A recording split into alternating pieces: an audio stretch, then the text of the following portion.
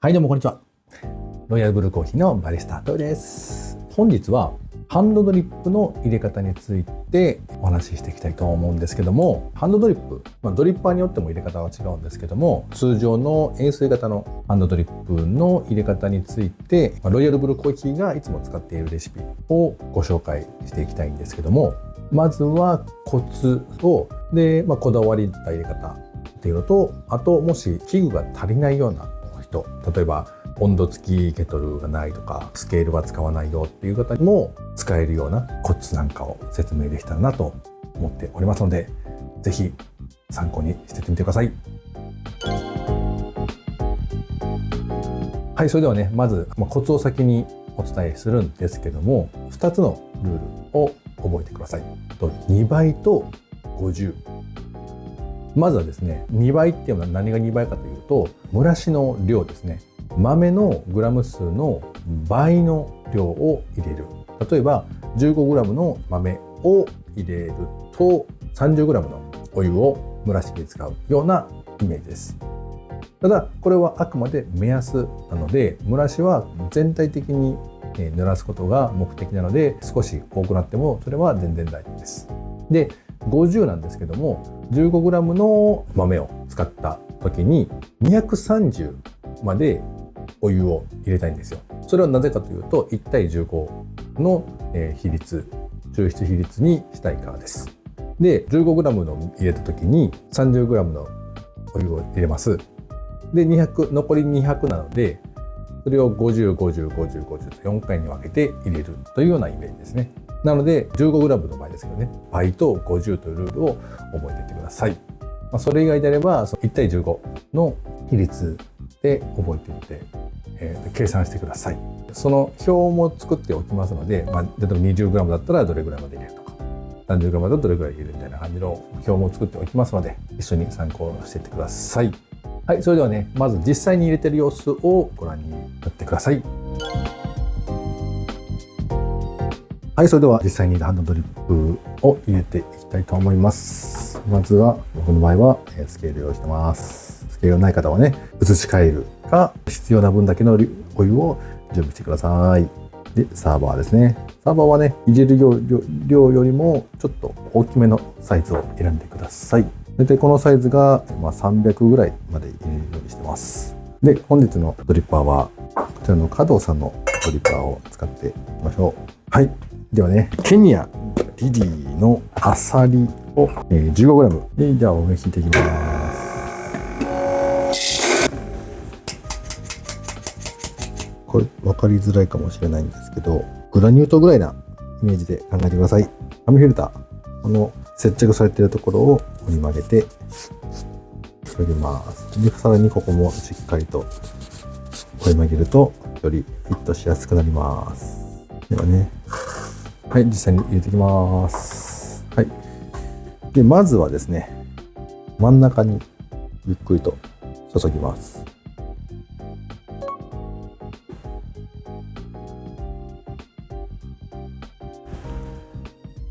でからゆっくりと周りも注いで、約 30g ぐらいで全体を湿らせた状態で、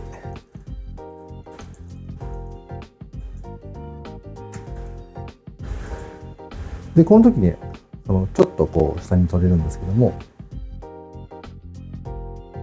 下にちょっと落ちたぐらいがちょうどいいかなと思ってます。はい、30秒経ちました。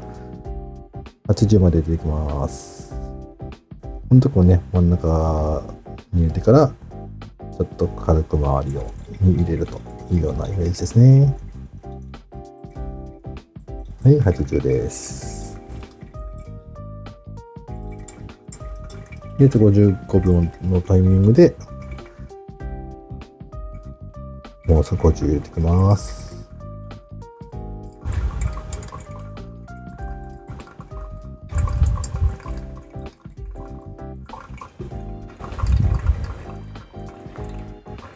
中国語ではね、この4回に分けることを4等流とか言ってるみたいですね。はい、1分20秒でさらに50秒入れます。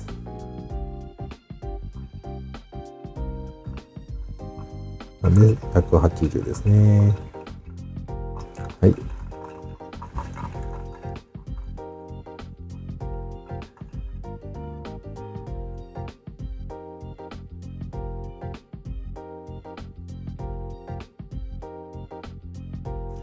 1分45秒で最後の230まで入れます。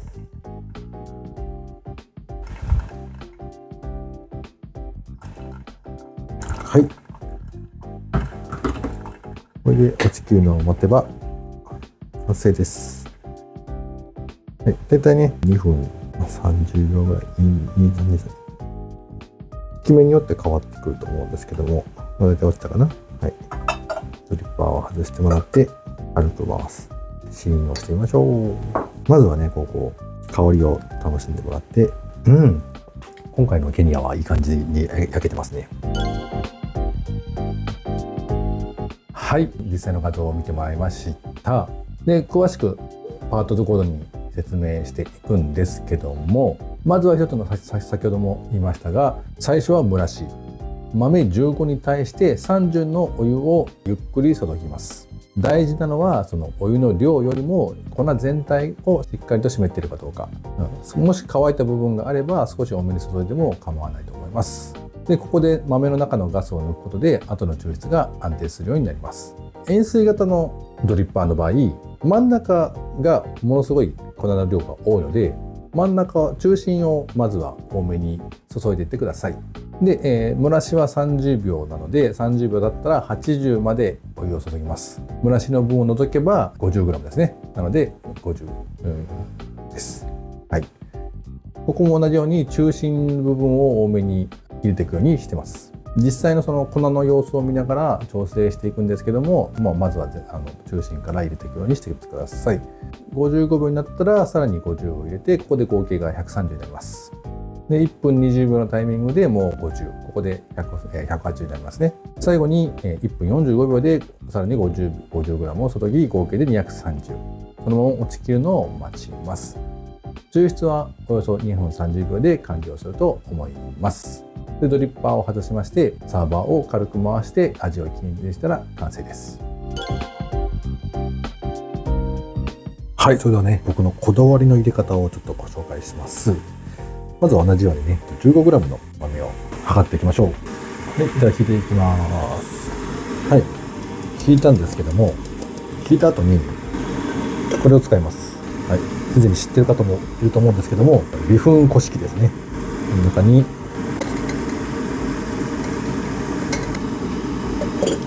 シャカシャカします。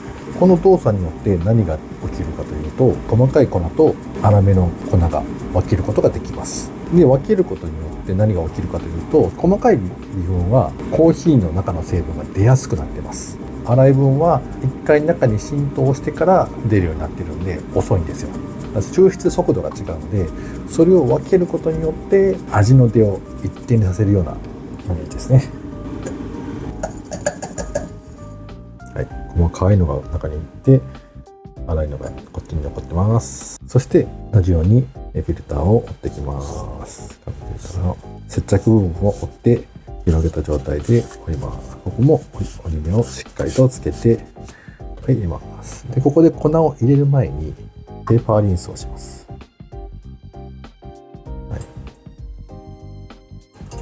はい、はい、それではね、先ほど微粉を分けたので 15g より減ってるんですね。だいたい13、2g ぐらい微粉の方に行って、じゃあ少ないじゃん、比率変わっちゃうじゃんって、思われる方がいるんですけども、はい、安心してください。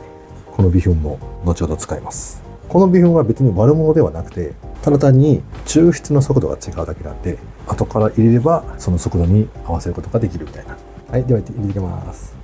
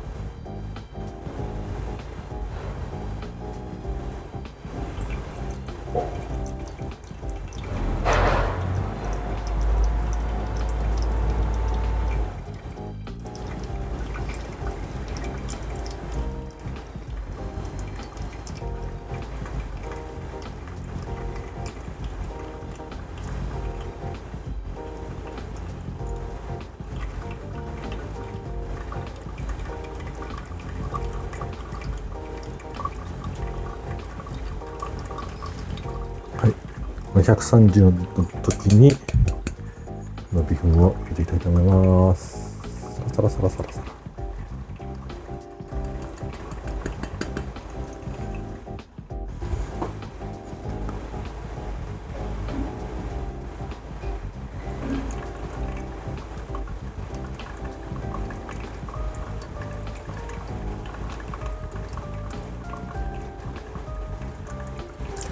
微粉もそのコーヒーなんで味はしっかりと出るんですよ。なのでその味を無駄にしないために分けたやつも後で入れるとより美味しくなるんじゃないかなと思ってます。はい。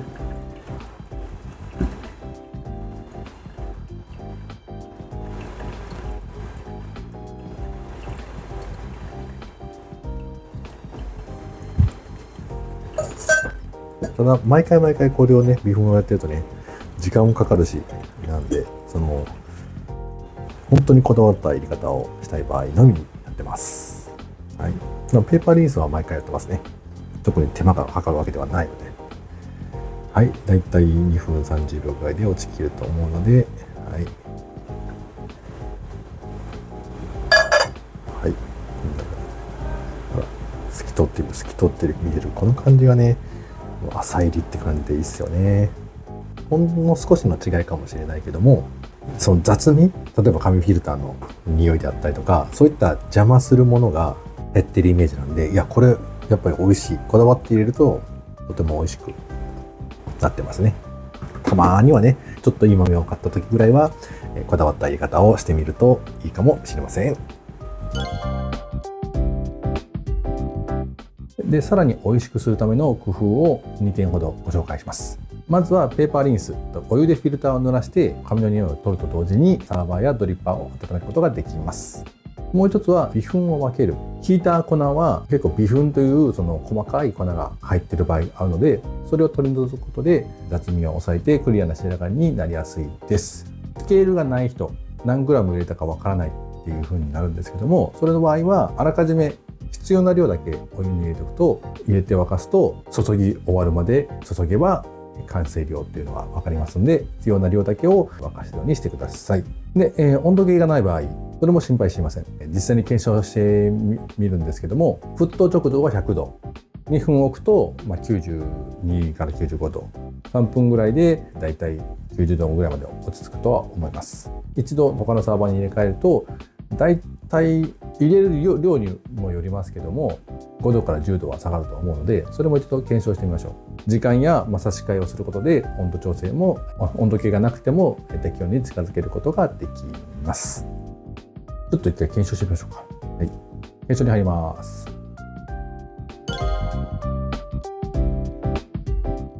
はい、それでは、お湯の下がり具合っていうのを検証していきたいと思うんですけども、100度まで温度を上げていきます。で、下がり具合と一言に言っても、材質や、容量によって下がり具合っていうのは変わってくると思うので、一概には言えないんですけども、参考程度に見てくれたらいいかなと思います。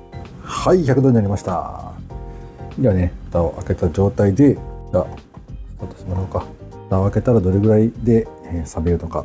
でもちろんその室温によっても下がり具合っていうのはだいぶ変わってくるので、本当に参考程度にしかなんないかもしれませんけども、ちなみに、ここの今の気温は多分24度ぐらいですかね。はい、2分経ちました。こちらではね96ってなってるんですけども、ちょっと混ぜてみてみると 95.2 ですね。はい、95.2 ですね。